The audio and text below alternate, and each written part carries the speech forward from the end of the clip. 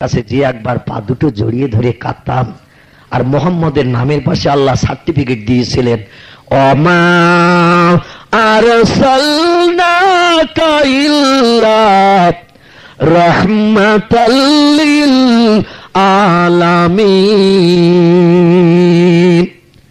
রে হাবিব, অন্য কোন নবীর যে মর্যাদা আমি দিই নাই, অন্য কোন নবীর যে সম্মান দিই নাই, সেই মর্যাদা সম্মানে বিভূষিত করি আমি আপনাকে শ্রেষ্ঠত্ব দান করেছি। আপনি দুঃখেরই দুঃখ মোচন করবেন, অভাবী অভাব দূর করবেন, ক্ষুধার্তের ক্ষুধা নিবৃত্তি করবেন, ক্রন্দনরত ব্যক্তির চোখের বাড়ি মোচন করবেন, সমস্যাগ্রস্ত ব্যক্তির জীবনে সব সমস্যার সমাধান করবেন। কারণ আপনার মতো দয়া, আপনার মতো মায়া পৃথিবীতে আর কোনো মানুষের নাই, একমাত্র আমি আল্লাহ ছাড়া। জোরে বলুন সুবহানাল্লাহ। তবে আল্লাহ বড় কাহার নাম নিয়ে রেখেছেন, উনি যে ওয়াদা করেছেন ওয়াদা কখনো ভঙ্গ করে না। মুহাম্মদ রাসূলুল্লাহ এরকম কোন ওয়াদা করেনি যে ওই লোকটারে জাহান্নামে পুড়াবো, এরকম ওয়াদা মুহাম্মদ করেনি, বরং ওয়াদা আল্লাহ করেছে। ইন্নাল্লাহা লা ইখলিফুল মিয়াদ। আল্লাহ কোরআনে জানিয়েছেন আমার ওয়াদা কখনো আমি ভঙ্গ করব না। কিন্তু মুহাম্মদের যে মেরেছে, মুহাম্মদ তার হাত ধরে আবার জিজ্ঞাসা করেছে তোমার হাতে ব্যথা লাগেনি তো? এটা হলো পৃথিবীতে শ্রেষ্ঠ আদর্শবান মানুষ, এটা হলো পৃথিবীর শ্রেষ্ঠ চরিত্রের নমুনা। গালে চপেটাঘাত খেয়েছে, উল্টো প্রতিশোধ না নিয়ে হাত ধরে বলেছে ভাই আমার গালে চড় মারার কারণে যদি তোমার হাতে ব্যথা লেগে থাকি আমাকে ক্ষমা করে দিয়ে দাও। হাসরে কিয়ামতে খোদার দরবারে আমাকে যেন আসামির কাঠ গড়ায় দাঁড় করিও না। আমি অপরাধ করেছি, ভুল করেছি, মুহাম্মদকে সিজদা করিনি। একটাবার যদি তার পা দুখানা জড়িয়ে ধরতাম নিশ্চয়ই মুহাম্মদ আমাকে লাথি মেরে ফেলে দিত না। জোরে বলুন সুবহানাল্লাহ। আর মুহাম্মদ যদি আমাকে ক্ষমা করত আল্লাহ নিশ্চয় আমাকে ক্ষমা করত। কারণ আমি পৃথিবীর ইতিহাস দেখেছি, আদম ভুল করেছি, মুহাম্মদের নাম ধরে ক্ষমা চেয়েছি, আল্লাহ তারে ক্ষমা করে দুনিয়ায় স্ত্রীর সঙ্গে মিলন করে সাক্ষাৎ করে সংসার করার সুযোগ দিয়ে দিয়েছে। আবু সুফিয়ান উহুদের যুদ্ধে মুহাম্মদের মাথায় তরবারি মেরেছেন, মুহাম্মদের দোকানে কাঁচা দাঁত ভেঙে দিয়েছে পাথর মেরে, মুহাম্মদকে বেহুশ করি 4 ঘন্টার মতো পাহাড়ের গর্তের ভিতরে বেহুশ করে মরণাপন্ন করে রেখেছে। সেই আবু সুফিয়ান পরে মুহাম্মদের সামনে দাঁড়িয়েছে, মুহাম্মদ তরবারি চাইনি, প্রতিশোধ গ্রহণ করেনি, আবু সুফিয়ানের 4খানা দাঁত ভেঙে দেয়নি, বরং আবু সুফিয়ানকে কলেমা পড়িয়ে জাহান্নাম হারাম বানিয়ে আল্লাহ জান্নাতকে হালাল করে দিয়েছে। যে মুহাম্মাদের এত বড় আদর্শ, যে মুহাম্মাদের এত বড় চরিত্র, সেই মুহাম্মদ আজ পৃথিবী থেকে বিদায় নিয়ে কবরে চলে গেল। আমার বদনসিব, আমি আজ যাই কাল যাই করে করি সেই মুহাম্মদের পা দুখানা জড়িয়ে ধরতে পারিনি। এই জন্য আমার মতো কপাল ফাটা, আমার মতো অপদার্থ আর কেউ নাই।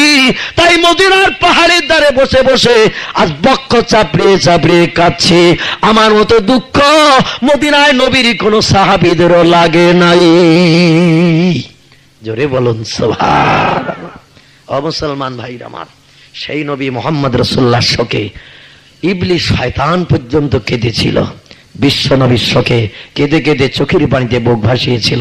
আবু বকর সিদ্দিক রাদিয়াল্লাহু বলছেন ইবলিস শয়তানের কথা শুনে আমি তাজ্জুব হয়ে গেলাম, আশ্চর্যান্বিত হয়ে গেলাম যে শয়তান পর্যন্ত নবীকে এত ভালোবাসত, এত মহব্বত করত, কিন্তু ইজ্জত সম্মানের তাগিদে লজ্জায় সামনে আসতে পারত না। কিন্তু সেই লজ্জার মাথা খেয়ে একদিন আসবে, আজ যাই কাল যাই করে তার ভাগ্য নসিবাত জোটে নাই। এটা ছিল তার তকদিরের লেখন। জোরে বলুন সুবহানাল্লাহ। হযরত আবু বকর সিদ্দিক বলেন বিশ্বনবী সাল্লাল্লাহু আলাইহি ওয়াসাল্লামকে গোসল করিয়ে কাফন পরিয়ে মায়েশার ঘরের ভিতরে, আমার কন্যা আয়েশার ঘরের ভিতরে যখন দাফন করা হচ্ছে, লাশ কবরে নামানো হয়ে গেছে, আমি আবু বকর আমার উপরে দায়িত্ব দেয়া হলো রাসূল পাকের চেহারা মোবারকখানা কাবার দিকে মুখটা করে দিয়ে শেষ দেখা দেখে নিয়ে এবার কবর থেকে উঠে আসার জন্য। হযরত আলী রাদিয়াল্লাহু ওসমান, হযরত তালহা, এরা বিশ্ব নবীর লাশটা আস্তে আস্তে কবরে নামিয়ে দিয়ে দিলেন। যে আবু বকর সিদ্দিককে বলা হলো নবীর মহব্বতের সাহাবী, সর্বপ্রথম নবীর হাতে হাত দিয়ে তুমি কলেমা পড়ে মুসলমান হয়েছিলে, এই জন্য তুমি একবার সেজদা কাটা দেখে নাও। বিশ্ব নবী কিয়ামত পর্যন্ত ঘুমাবে কাবার দিকে ফিরে। রে আবু বকর, দেখো লাশটা ঠিক রাখা হলো কিনা। আবু বকর সিদ্দিক রাদিয়াল্লাহু আনহু পরীক্ষা নিরীক্ষা করে কাপড়ের কাপড়টা ঢেকে দিয়ে এবার উপরে উঠে গেছেন।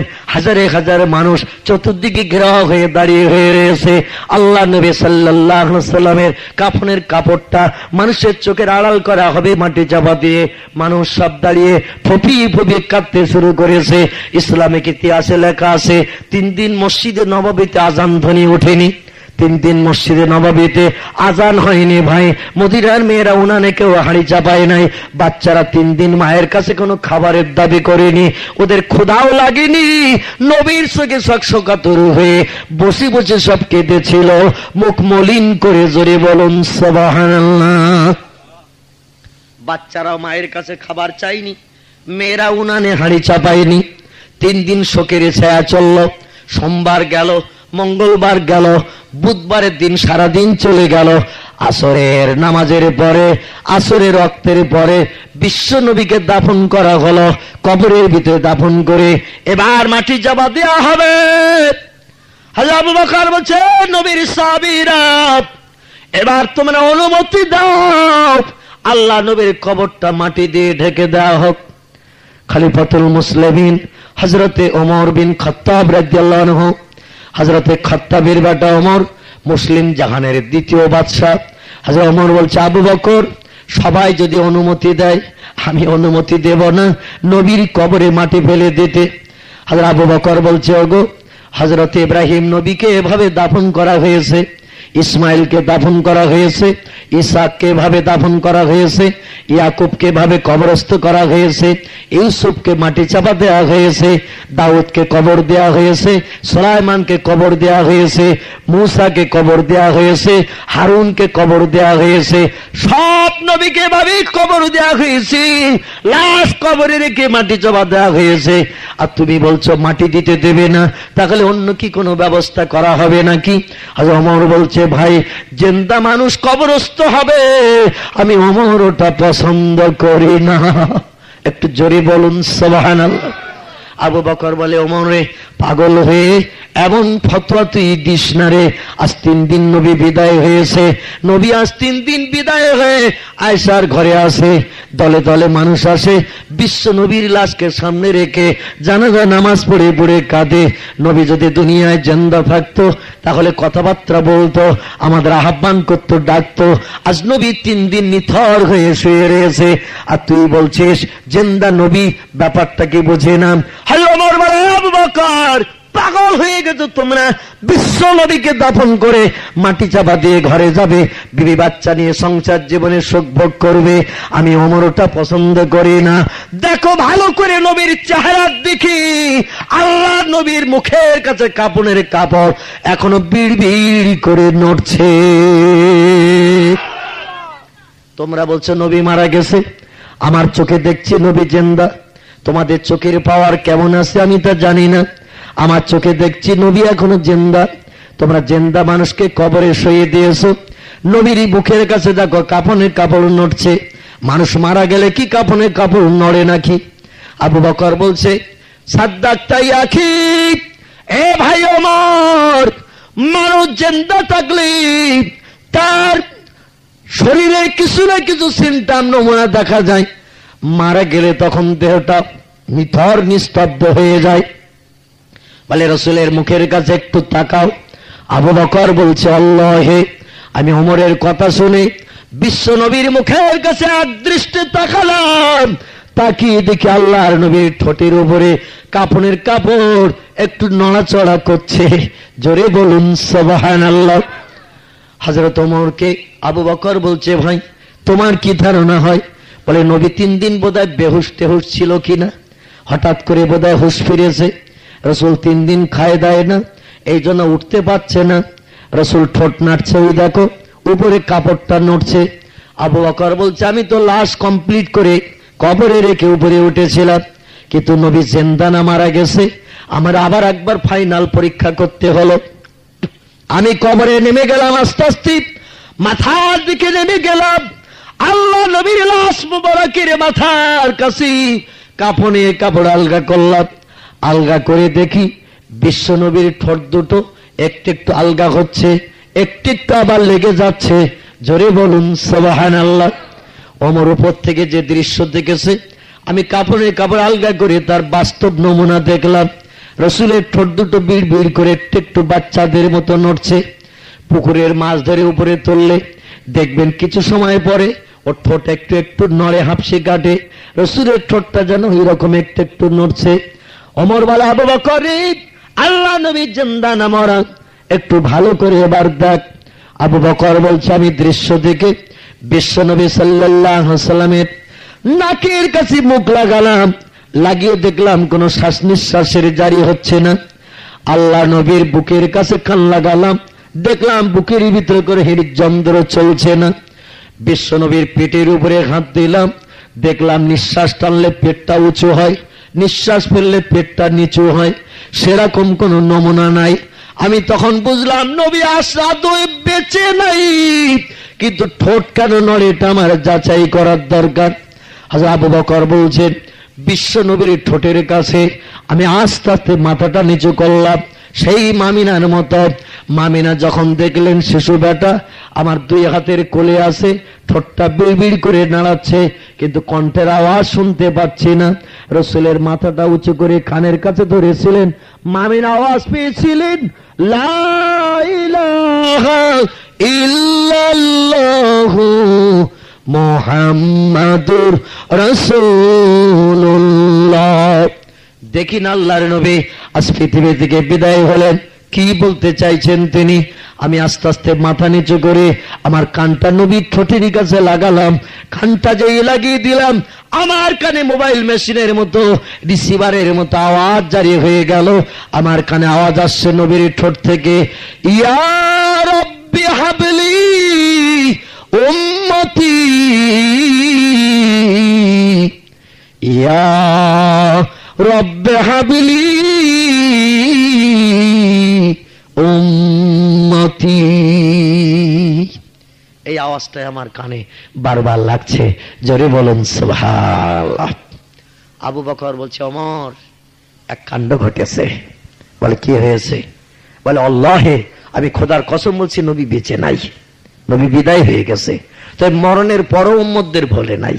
জোরে বলুন সুবহানাল্লাহ। নবীর কণ্ঠ দিয়ে ঠোঁট দিয়ে আওয়াজ জারি হচ্ছে, আমার কানে পরিপূর্ণভাবে আওয়াজ আসছে, ইয়া রাব্বি হাবলি উম্মতি, ইয়া রাব্বি হাবলি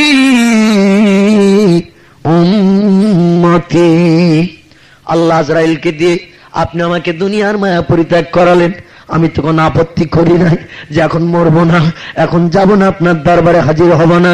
বরং মরণের সময়কালে বারবার আওয়াজ করেছিলাম, বালের রফিকুল আলা, আল্লাহ তোমার দরবারে আমি মিলিত হতে চাই, তোমার সঙ্গে সঙ্গী হতে চাই। যখন আজরাইল আমাকে নিয়ে যাবে তোমার কাছে, আমি তখনই চলে যাব, দুনিয়ার মোহমায়ায় থাকতে চাই না। কিন্তু আজরাইল আমার দুনিয়া থেকে বিদায় করিয়েছে, প্রাণ নাশ করিয়ে দিয়েছে। আমার গোলাগাত উম্মতেরা এই পৃথিবীর জমিনে যারা আছে, এদের উপায় এখন কি হবে? একটু জোরে বলুন সুবহান। এখনই আমার চেহারা ডেকে দেওয়া হবে, আমি রাসূল কবরে কিয়ামত পর্যন্ত দাফন হয়ে যাব। আমার উম্মতদের উপায় কি হবে আল্লাহ? আমার উম্মতদের উপায় কি হবে? এদেরকে সদুপদেশ দেবে, এদের বিপদে কে পাশে দাঁড়াবে, এদের সান্ত্বনার কথা বলে কে মুখে হাসি ফুটাবে? আপনি আমাকে তো আজ বিদায় করে দিই, আমার উম্মতদের শোক সাগরে বাঁচালেন। আমি মুহাম্মদ তাই মরণের পর আমার উম্মতির কথা এখনো বলি, ইয়া রাব্বি হাবলি উম্মতি। জোরে বলুন সুবহানাল্লাহ। ওমর বলে, ভাই নবীর ঠোঁট নড়া বন্ধ না করা পর্যন্ত মাটি চাপা দেওয়া যাবে না। জোরে বলুন সুবহানাল্লাহ। রসুল কাঁদবে কিয়ামত পর্যন্ত উম্মতদের জন্য, আর আমরা এই অবস্থায় মাটি চাপা দেবে, এটা হবে না। বলে, এখন কি করা যাবে বলো? বলে, ও আবু বকর, ও মহব্বতের আবু বকর, তুমি কি নবীর উম্মতের জন্য কিছু করতে পারবে না? যদি পারো তো কিছু করো। আবু বকর বলে, ওমরের কথা শুনি। আমি আল্লাহর দরবারে দোকানে হাত তুললাম, নবীর কবরের পাশে দাঁড়িয়ে, রব্বুল আলামিন, আপনার হাবিব মক্কায় যখন দ্বীনের দাওয়াত দিয়েছিলেন, আপনাকে স্রষ্টা জেনে, মুহাম্মদকে সর্বকালের শ্রেষ্ঠ নেতা জেনে, আমার জীবন যৌবন মুহাম্মদ রাসূলুল্লাহ চরণ তলে বিলিয়ে দিয়ে আপনার হুকুমকে বাস্তবে রূপায়ণের দায়িত্ব পালন করেছিলাম। আল্লাহ জীবনে নবীর আদর্শকে প্রতিফলিত করে আপনার কাছ থেকে যদি কোনো সৎ কাজ আমি করে সৎ উপকার প্রাপ্ত হতে পারি, সৎ সব নেকি যদি অর্জন করতে পারি, আমার জন্য যদি কিছু আপনি দিয়ে থাকেন, এলাহি আপনার নবী কাঁদবে কিয়ামত পর্যন্ত কবরে উম্মতদের পাপের কারণে। আমি আবু বকর ওটা পছন্দ করি না। আমার জীবনের সৎ কাজের দ্বারা, আমার জীবনের সৎ আমলের দ্বারা যত সওয়াব নেকি আপনি আমার নাম আমলে দান করেছেন, আমি আবু বকর একা জাহান্নামী হয়ে হব, আমার এতে কোনো আপত্তি নাই। তবে উম্মতি মুহাম্মাদীদের জাহান্নাম থেকে নিষ্কৃতির জন্য আপনার নবীর ঠোঁটের এই কান্না আমি বন্ধ করতে চাই। আমার সবগুলো উম্মতি মুহাম্মাদীদের আপনি ভাগ করে করে দান করে দিন, যাতে আপনার নবীর কান্না বন্ধ হয়। হযরত আবু বকর সিদ্দিক রাদিয়াল্লাহু তাআলা আল্লাহর কাছে দোয়া চাইলেন, আমার সমস্ত আমলগুলো উম্মতে মুহাম্মাদীদের আমি দিয়ে দিলাম, আপনার নবী যাতে খুশি হয়, উম্মতে মুহাম্মাদীরা যাতে জান্নাতি হয়। আয় আল্লাহ, আপনার নবীকে আপনি খুশি করুন। হযরত আবু বকর বলছেন, আমি দোয়া করলাম, দেখলাম নবীর ঠোঁট তখনও বন্ধ হয় না, নবীর ঠোঁটে একই আওয়াজ জারি চলছে, ঠোঁট বিড়বিড় করে নড়ছে। আবু বকর বলে, ওমর রে, আমার আমলে উম্মতে মুহাম্মাদীদের কাজ হলো না রে। আমার তুমি যদি কলেমা না পড়তে, ইসলাম গ্রহণ না করতে, নবীর পক্ষে দিনের দাওয়াত দেওয়া বড় মুশকিল হতো। ওমর, আল্লাহ তোমারে বড় ভালোবাসেন, আল্লাহ তোমারে বড় পছন্দ করেন, কারণ আমি নবীর মুখে শুনেছি আল্লাহ নবী বলেছেন, আমার পরে আল্লাহ পৃথিবীতে যদি কোনো নবী পাঠানোর পরিকল্পনা নিতেন, আমার মহব্বতের সাহাবী ওমরকে আল্লাহ নবী বানাতেন। জোরে বলুন সুবহানাল্লাহ। আমি শেষ নবী, এই জন্য আর কোন নবী আল্লাহ দুনিয়ায় পাঠাবেন না। তা ওমরের ভাগ্যে নবী হওয়া জুটল না। আমার পরে যদি কোন নবী আল্লাহ পাঠানোর চিন্তা নিতেন, মানুষের কল্যাণের জন্য, উপকারের জন্য, ওমরকে আল্লাহ নবী করতেন। এত বড় মর্যাদা আল্লাহ তোমাকে দান করেছেন, আমি নবীর মুখে শুনেছি। তুমি একটু খোদার কাছে দোয়া করে দেখো, নবীর উম্মতের কোনো উপায় হয় কিনা। ওমর বলে, আবু বকর ভাই, তাহলে আমি আমার আল্লাহর কাছে একটু দাবি জানাই। বিশ্ব নবীর রওজার পাশে দাঁড়িয়ে, কবরের পাশে দাঁড়িয়ে, কবরে তখনও মাটি চাপা দেয়া হয়নি, কবরের পাশে দাঁড়িয়ে কাঁদতে শুরু করল, আয় আল্লাহ, আমার জীবনের ইবাদত বন্দেগী, আমার জীবনের আমল সৎ কাজগুলো আপনার কাছে যদি পছন্দনীয় হয়, আমি আপনার নবীর মুখে শুনেছি রাতের বেলা আসমানের আকাশে, তাম পৃথিবীতে যত তারকা আসমানের আকাশে উদয় হয়, ওই তারকার সংখ্যা যত, আমি ওমর আমার সব নাকি তত। ও আল্লাহ, জানি না আসমানের আকাশে তাম পৃথিবীতে কত তারকা উদয় হয়। এত সব যদি আপনি আমারে দিয়ে থাকেন, আমি একটা মানুষ জাহান্নামী হলে আপনার নবীর তাতে কোনো অসুবিধা হবে না, আপনার নবীর তাতে কিছু যাবে আসবে না। কিন্তু লক্ষ লক্ষ উম্মতি মুহাম্মাদী, কোটি কোটি উম্মতি মুহাম্মাদী জাহান্নামী হলে আমার নবী মুহাম্মদ রাসূলুল্লাহ হাসরে অন্য নবীদের কাছে মুখ দেখাতে পারবে না, বড় লজ্জায় পড়ে যাবে। এজন্য আমি ওমর আমার যত সৎ কাজ সবগুলো আছে আপনার নবী উম্মতের জন্য দিয়ে দিলাম, যাতে তারা বিনা হিসাবে জান্নাতে যাওয়ার সুযোগ পায়। আপনি এগুলো আপনার নবীর উম্মতির জন্য দান করে দিন। নবীর চোখের পানি মোচন করুন, ঠোঁট নাড়াটা বন্ধ করে দিন। জোরে বলুন সুবহানাল্লাহ। দেখা গেল ঠোঁট তখনও নড়ে, ওমরের সবে কাজ হয় না। কেন বলুন তো? আমরা তো সুদ, ঘুষ, মদ, গাঁজা, জুয়া, তাড়ি, রেডিও, টেলিভিশন, ভিডিও, বিচার, নারীর ইজ্জত লুণ্ঠন, পরের মাল আত্মসাৎ, গরিব এতিমের হক ফাঁকি দিয়ে খাওয়া থেকে শুরু করে দুনিয়ায় এমন কোনো খারাপ কাজ নাই যা আমরা করছি না। আমাদের পাপ তো ওহদ পাহাড়ের 3 গুণ বেশি। কথাটা ঠিক কিনা বলেন? 1-2 সওয়াবে কাজ হবে না, এজন্য নবীর ঠোঁট নড়া বন্ধ হয় না। আমরা যদি একটু অপরাধ অন্যায় কম করতাম ভাই, তাহলে মনে হয় রসুলের ঠোঁট নড়া তাড়াতাড়ি বন্ধ হয়ে যেত। আমরা যে বড় অপদার্থ, খোদাকে খোদা বলে মানি না, বিশ্বনবীর আদর্শের অনুসারী হতে চাই না, জাহান্নামী হব আমরা। আল্লাহ নবী ওটা পছন্দ করে না, এই জন্য তিনি আমাদের জন্য কবরী যেও আওয়াজ তুলেছেন। হযরত ওমর বলে, ওরে ওসমান, বিশ্ব নবী তোরে বড় ভালোবাসত, নবী তোরে বড় পছন্দ করত। আমরা সকলে দাবি করেছিলাম নবীর কাছে তার মেয়ের বিয়ের প্রস্তাব নিয়ে, নবী আমাদের কারো প্রস্তাব পছন্দ করেনি। নবী তোরে বড় ভালোবাসত, তাই দুটি মেয়ে তোরে বিয়ে দিয়ে আপন জামাই বানিয়েছিল। রে ওসমান, তোর মতো সৎ, তোর মতো ভালো ছেলে নবীর কাছে আর কেউ আছে বলে জানি না। কারণ যার আমল চরিত্র ব্যবহার ভালো, নবী তারে পছন্দ করে, আর পছন্দ যারে করে তার আপন আত্মীয় বানায়। তার নমুনা আমরা দেখেছি। দুটি মেয়ে নবী বিয়ে দিয়ে তোরে জামাই বানিয়েছিল। ওসমান রে, তুই একটু দেখ, আল্লাহ তোর আমলের বলে নবীর ঠোঁট দুটো যদি বন্ধ করে দেয়। ওসমান রাদিয়াল্লাহু কাঁদে, আল্লাহর দরবারে কেঁদে পূর্বের মতো বলতে থাকে, আল্লাহ, আমার সবগুলো উম্মতে মুহাম্মাদীদের জন্য দিলাম, আমি একা ওসমান যদি জাহান্নামী হই আমার তাতে কিছু যায় আসে না। আপনার নবীর ঠোঁট দুটো আপনি বন্ধ করে দিন, আমাদের সবের কারণে উম্মতে মুহাম্মাদীদের জান্নাতি বানিয়ে দেবেন, নবীকে খবরটা জানিয়ে দিন। দেখা গেল ঠোঁট নাড়া তখনও বন্ধ হয় না। ভাইরা আমার, বলে আর কি করবি? বলে, ওরে তামাম দুনিয়ার নারীদের সরদারিনীর খেতাব পেয়েছিলেন যিনি, সাইয়্যিদাতুন নিসা হলেন তিনি, নাম হলো তার মা ফাতেমাতুজ জাহরা রাদিয়াল্লাহু তাআলা। এই ফাতেমার সঙ্গে বিয়ে হয়েছিল যার, নাম হলো তার হযরতে আলী। বাল্যকালে বাচ্চাদের ভিতরে নিষ্পাপী বেগন অবস্থায় কলেমা পড়েছিল যে, নাম হলো তার আলী। আলীকে খোদার দরবারে হাসরে হিসাব নিকাশ দিতে হবে না, কারণ আমরা তো বয়স্ক অবস্থায় কলেমা পড়েছিলাম, পূর্বে বহু অপরাধ অন্যায় করেছিলাম। আর আলীর জীবনে কোনো অপরাধ অন্যায় নাই, কারণ 10 বছর বয়সে কলেমা পড়ে মুসলমান হয়েছিল, তখন তার জীবনের পাপ টাপ লেখা হতো না। এজন্য আলীর মতো নিষ্পাপী বেগনা কলেমা পড়া কোনো মানুষ খুঁজে পাওয়া যায় না। আর সে আলী জীবনের প্রথম সঙ্গী মক্কার দেশে, মদিনার সঙ্গী মদিনার দেশে। আলীর আমলের মতো আমল আমাদের আছে বলে মনে হয় না। আল্লাহ নবী আলী সম্পর্কে জানিয়েছিলেন, আনা মদিনাতুল ইলমি ওয়া আলিউন বাবুহা, আমি হলাম জ্ঞানের ঘর, আর এই ঘরের দরজা হলো হযরতে আলী। এই সার্টিফিকেট মদিনার কোন মুসলমান পায়নি, আল্লাহ নবী আলীকে দিয়েছিলেন। আলীর একটা বার বল, আলী বলে যদি নবীর ঠোঁটটা বন্ধ করতে পারে, জোরে বলুন সুবহানাল্লাহ।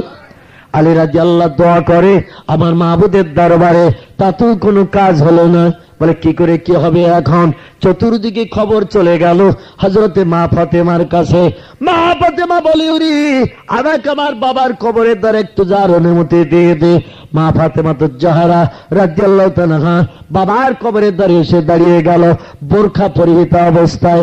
আল্লাহর দরবারে কেঁদে বলে, আল্লাহ, আমার আমল, আমার ব্যবহার, আমার চরিত্র আপনাকে যদি খুশি করে থাকে, তামাম দুনিয়ার নারীদের সরদারিনীর খেতাব আমার বাবার মুখে আমি পেয়েছি, আমার ব্যবহারে খুশি হয়ে আপনি আমাকে দিয়েছেন। জানি না কিয়ামতে কি হবে না হবে। ও রব্বুল আলামিন, আমার বাবার উম্মতির জন্য বাবা কাঁদবে কিয়ামত পর্যন্ত। আমি তার কন্যা রক্তের জিগার ফাতেমা, আমি ওটা পছন্দ করি না। এজন্য আমার যত আমল আছে, সৎ কাজ আছে, সব আছে, আমার বাবার উম্মতের জন্য দান করে দিলাম। আমার বাবার ঠোঁটটা বন্ধ করে দিন। মা ফাতেমা বলল, তবু কিছু হয় না। মদিনার মুসলমানেরা দুশ্চিন্তায় পড়ে গেল। নবী এভাবে উম্মতদের নাম করে করে ঠোঁট নেড়ে নেড়ে কাঁদবে কবরে, আর আমরা মাটি চাপা দেব নাকি? ফাতেমা দেখে বলে, আল্লাহ, আমার আত্ম তেমন কিছু দেওয়ার নাই, তবে আমার নয়নের মণি কলিজার জিগা দুটি বাচ্চা আপনি দান করেছেন। একটির নাম হাসান, একটির নাম হোসাইন। এই দুটি সন্তান আপনি আমাকে দিয়েছেন কলিজা ঠান্ডা করার জন্য। যে দুটি বাচ্চা আপনার নবীর মুখে হাসি ফুটিয়েছে, আপনার নবীকে সন্তুষ্ট করেছে, এমন কারণ কি? আপনার বেটা জিবরিলের মুখে শুনেছি আমার দুই বেটাকেও আপনি বড় ভালোবেসেছেন। ও আল্লাহ, আপনার নবীর মুখে হাসি ফোটানোর জন্য আমার দুই বেটা হাসান হুসাইনকে আপনার দিনের জন্য আমি কোরবান করে দিয়ে দিলাম। আমার দুই ছেলেকে আপনার দিনের জন্য উৎসর্গ করে দিয়ে দিলাম। আপনি খুশি হয়ে যান, আমার বাবার ঠোঁটটা আপনি বন্ধ করে দেন। জোরে বলুন সুবহানাল্লাহ। পৃথিবীতে মানুষের সব থেকে প্রিয় হলো সন্তান। অর্থ সম্পদ, টাকা পয়সা, ঘর বাড়ি, জায়গা জমি, যত কিছু থাক না কেন, সন্তানের মতো প্রিয় জিনিস পৃথিবীতে আর কিছু নাই। এই সন্তানকে উৎসর্গ করলেন মা ফাতেমাতুজ জাহরা। আমার মাহবুদের কাছে আমার আল্লাহর আরশে মল্লা থরথর করে কাঁপতে থাকে। আমার আল্লাহ ডেকে বলে, জিবরিল আমার নবীর কাছে খবরটা পৌঁছে দিয়ে হাসান হোসেনের নাম ধরে আমার ফাতেমা আমার কাছে যখন নবীকে খুশি করার জন্য দাবি করেছে, আমি আল্লাহর ধৈর্য ধরতে পারি না। আমার নবীর উম্মতের জন্য আমি আল্লাহর দায়িত্ব নিয়ে নিলাম। আমার নবীর আর ঠোঁট নেড়ে কাঁদতে হবে না। জোরে বলুন সুবহানাল্লাহ। মুসলমান ভাইয়ের আমার, সেই নবী মোহাম্মদ রাসূলুল্লাহর ঠোঁট দুটো আস্তে আস্তে নড়া বন্ধ হয়ে গেল ফাতেমার এই সন্তান উৎসর্গের কারণে। মদিনার মুসলমানেরা বিশ্ব নবীর মাজারের উপরে মাটি চাপা দিয়ে সেদিন একটু স্বস্তির নিঃশ্বাস পেয়েছিল। ও মুসলমান ভাইয়ের আমার, আমি আপনাদের কাছে নিবেদন করব, সওয়াব দিয়ে এমন করে আমল দিয়ে যে কাজ হয়নি সন্তানকে উৎসর্গ করে দিই। আমার আল্লাহকে খুশি করেছিলেন যিনি, নবীর এমন করে মনোবাঞ্ছা পুণ্যের চিন্তা ভাবনা নিয়েছিলেন তিনি, নাম হলো তার মা ফাতেমাতুজ জাহরা রাদিয়াল্লাহু তাআলা। আজকের বিজ্ঞানের যুগে নবীর সন্তুষ্টির জন্য আমি যদি আপনাদের কাউকে সন্তান দিতে বলি, আপনারা কি পারবেন ভাই? যদি বলি যে আপনার একটা ছেলে আছে, বলেন বিশ্ব নবীকে খুশি করার জন্য আমার ছেলেটার আমি কোরবানি দিয়ে দিচ্ছি, কেউ রাজি হবেন? মা ফাতেমা উৎসর্গ করেছিলেন আল্লাহ পাক তাই দুই বেটাকে এই পৃথিবী থেকে সাদাতের মর্যাদা চাকিয়েছিলেন। একজনের নাম ইমাম হাসান আর একজনের নাম ইমাম হোসেন রাদিয়াল্লাহু আনহুমা। এরা দুনিয়ায় বৃদ্ধ বয়স পর্যন্ত বেঁচে থাকার সুযোগ পায়নি। এরা ভাইজান সাদাতের মর্যাদা থেকে অকাল মৃত্যুবরণ করেছিলেন। একটু জোরে বলুন সুবহানাল্লাহ। ও মুসলমান ভাইরা আমার, আমি আপনাদের কাছে সন্তানের দাবি করব না। বিশ্ব নবী দিবস উদ্যাপন উপলক্ষ করি আমার নবীকে খুশি করার জন্য আমি আপনাদের কাছে সীমিত কিছু অর্থের সাহায্য চাইব মাত্র। পরবর্তী বক্তা আসবেন, আপনাদের কাছে আলোচনা রাখবেন। প্রতি বছর আপনার এই বিশ্ব নবী দিবস উদযাপন করেন। আল্লাহ নবী মোহাম্মদ রাসূলুল্লাহ সাল্লাল্লাহু আলাইহি সাল্লামের জন্মদিন উদযাপন করেছিলেন যিনি, মক্কার মুশরিক খোদাদ্রোহী তিনি, নাম ছিল তার আবুল আহাব। এর সারাটি জীবনে কোনো সৎ কাজ নাই, সারাটি জীবনে কোনো ভালো কাজ নাই, সারাটি জীবনে খোদা সন্তুষ্টির কোনো কাজ নাই। এর সারাটি জীবনের একটাই মাত্র সৎ কাজ, সেটি হলো বিশ্ব নবী যেদিন মক্কার আবু কুবাইস পাহাড়ের দ্বারের খেজুরের পাতার বেড়ার ভিতরে জন্মগ্রহণ করেছিলেন, সেই দিন জন্মগ্রহণের খবরটা তার বাড়ির দাসী চাকরানি ঝি, নাম ছিল তার সৌবিয়ার কাছে খবরটা শুনে খুশি হয়ে বলেছিল, ওরে আমার মরা ভাইয়ের একটা ছেলে হয়েছে, ছেলেটা একদিন বড় হবে, আমার চাচা বলে ডাকবে, হাত ধরে নিয়ে মক্কার রাস্তায় ঘুরে বেড়ানোর সুযোগ হবে। এ খবরটা আমরা কেউ জানি না, আর তুই খবরটা জানিস আমিনার ঘরে একটা ছেলে হয়েছে, খবরটা আমারে দিয়ে খুশি করেছিস, এই জন্য আমি তোরে কিছু দিয়ে সন্তুষ্ট করব চিন্তা ভাবনা করছি, কিন্তু হাতের কাছে আমার এখন এই সকালে তেমন কিছু নাই যা দিয়ে তোরে খুশি করে সন্তুষ্ট করব। ভাইয়ের ছেলে হয়েছে খবর দেওয়ার কারণে। তবে শোন, মক্কার ও কাজের বাজার থেকে আমি 100 দিরহাম দিয়ে বাড়ির কাজের জন্য তোরে কিনে নিয়ে এসেছিলাম, ওই টাকার মায়াটা আজকে ছেড়ে দিলাম। আমার বাড়িতে আর ঝিয়ের কাজ করতে হবে না, রাঁধুনির কাজ চাকরানির কাজ করতে হবে না। ওই 100 টাকার মায়া ছেড়ে দে, আজ থেকে আমি তোরে স্বাধীন আজাদি করে দিলাম, যেখানে ইচ্ছা সেখানে তুই চলে যেতে পারিস, আমার বিবির মার আর তোর খেতে হবে না। একটু জোরে বলুন সুবহানাল্লাহ। নবীর শুভাগমনের জন্মদিন উপলক্ষ করে 100 দিরহামের মায়া ছেড়ে দেওয়ার কারণে আমার আল্লাহ পাক প্রতি সোমবারের দিন সন্ধ্যা যখন হয়, এই কট্টর কাফের লোকটি যতদিন দুনিয়ায় বেঁচে ছিল আমার নবীর সঙ্গে শত্রুতার দুশমনি করেছিল, কোরআনের সঙ্গে শত্রুতার দুশমনি করেছিল, আর মরণের পরে প্রতি সোমবার দিন সন্ধ্যা থেকে নিয়ে সোমবার দিন ভাইজান এমন করে পরের দিন সন্ধ্যা পর্যন্ত, সন্ধ্যা থেকে নিয়ে সারা রাত, পরের দিন সারা দিন তার এই আঙুলটায় জান্নাতি মধু দান করেন। জোরে বলুন সুবহানাল্লাহ। এখনো পর্যন্ত তার কবরে প্রতি সোমবারের দিন রাত দিন 24 ঘন্টা করে জান্নাতি মধু সৃষ্টি হয়। আবুল আহাব তার ভাই, নবীর মহব্বতের সাহাবী, দুনিয়ায় বেঁচে থাকতে যিনি জান্নাতের সার্টিফিকেট পেয়েছিলেন, নাম হলো তার আব্বাস রাদিয়াল্লাহু আনহু। এই আব্বাসকে একদিন স্বপ্ন যোগে ডেকে বলছে, আব্বাস শোনে নে, জীবনে ভালো কাজ করতে পারিনি, জীবনে সৎ কাজ আমি করতে পারিনি, এজন্য কবরে আমি আযাবের মাঝখানে আছি। মুহাম্মদের দলে যদি ঢুকতাম তাহলে আমি আর কবরে বিপদে পড়তাম না। তবে তুই যদি পত্তলিকতায় থাকিস, ওটা ছেড়ে দিয়ে মুহাম্মদের দলে ঢুকে যা। আব্বাস বলছে, ভাই আবুল আহাব রে, তোমার বলতে হবে না, আমার ব্রেন মগজে তথ্য দিয়েছে, আমি এখন আল্লাহ আতজ্জারে সেজদা করি না, আমি ভাইবো মুহাম্মদের দলের মানুষ হয়ে আছি। জোরে বলুন সুবহানাল্লাহ। বলে আব্বাস, সারা জীবন কবরে আযাবে আছি, তবে আমার জীবনের একটাই সৎ কাজ, মুহাম্মদের জন্মদিন উপলক্ষ করে 100 দিরহামের মায়া ছেড়ে দেওয়ার কারণে প্রতি সোমবার দিন আল্লাহ জান্নাতি মধু দেয়, মধু খেয়ে গিয়ে কলিজার ক্ষুধা পিপাসা নিবৃত্তি করায়। কিন্তু মঙ্গলবার দিন যেই শুরু হয়ে যায়, মধু আমার আঙুলে শুকিয়ে যায়, 1 সপ্তাহ আমি পিপাসায় ক্ষুধায় যন্ত্রণায় জ্বালায় থাকি। আবার সোমবারের দিন শুরু হয়ে গেলে আবার মধু পিতে থাকি। এটা হলো আমার জীবনের একটা বড় প্রতিদান, উপকার। জোরে বলুন সুবহানাল্লাহ। হযরত আল্লামা হাম্মাস রাহমাতুল্লাহ আলাইহি মুজাজাতুন নবী নামক একটি কিতাব লিপিবদ্ধ করেছেন। এই কিতাবে তিনি বলেছেন, হযরতে আব্বাস রাদিয়াল্লাহু এই স্বপ্নের কথাটি কিতাবে উল্লেখ করে বলছেন, আবুল আহাবের মতো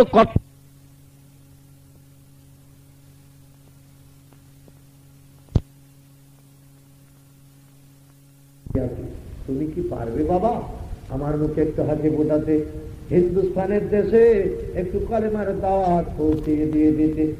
খাজা মঈনুদ্দিন বলে,